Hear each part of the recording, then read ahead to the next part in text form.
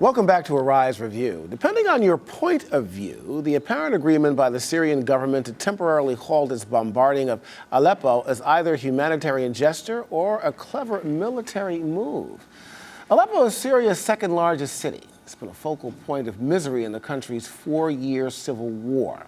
The United Nations has proposed a short-term ceasefire. The Assad government says it's willing to freeze artillery shelling and airstrikes for 6 weeks.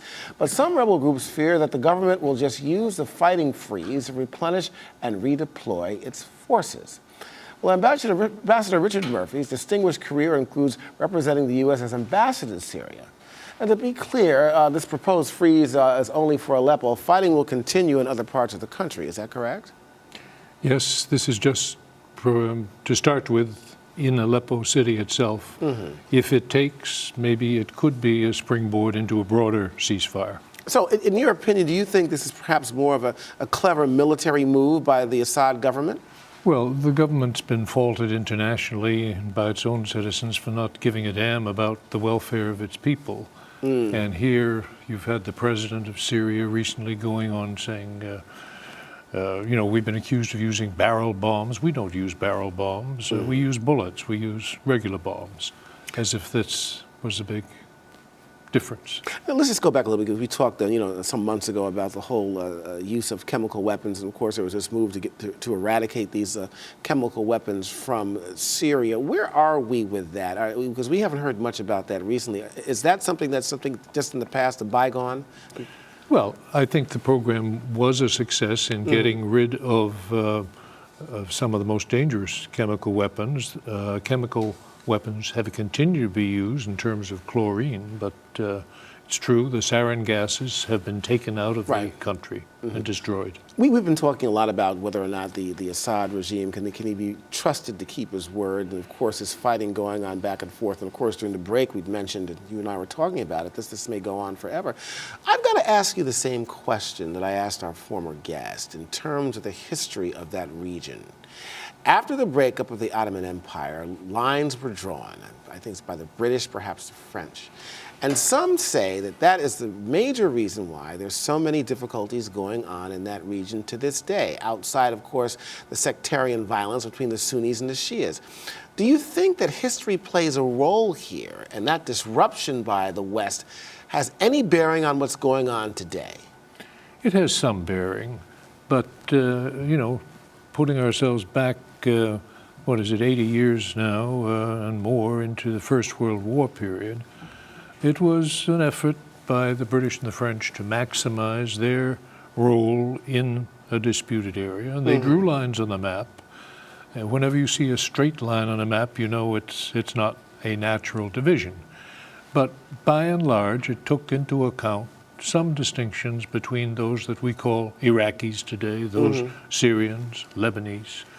It wasn't a wretched, evil decision, but it has contributed, yes, to tensions in the area. Okay, let's move back here to the present time here in terms of this peace process here. What is the role of foreign countries in this peace process? Do they play any role, and should it be more the Mideastern countries as opposed to the Western countries involved in this, in your opinion? How should all this play out? Well, the area has always been, in modern times, a magnet for outsiders' interests and a desire to play a role to maximize their influence controls in the area. And you can see that today. Russia is active. Iran, all right, part of the Middle East, but not Arab, is playing a major role. We have been very hesitant to get involved in Syria. I think the Obama administration looks back on the invasion of Iraq as a mistake, and it triggered a whole series of convulsions in the region. Is it because Russia has such an involvement with Syria? They think they have a deep water port there in the country. Is that the reason why perhaps the U.S. is not playing a bigger role in getting involved? No, I mean, the Russian military presence or its naval presence is tiny. It's a couple of wharves in a Syrian port city. I think Russia had an interest in restoring some of its role, the glories of the Soviet Union, etc.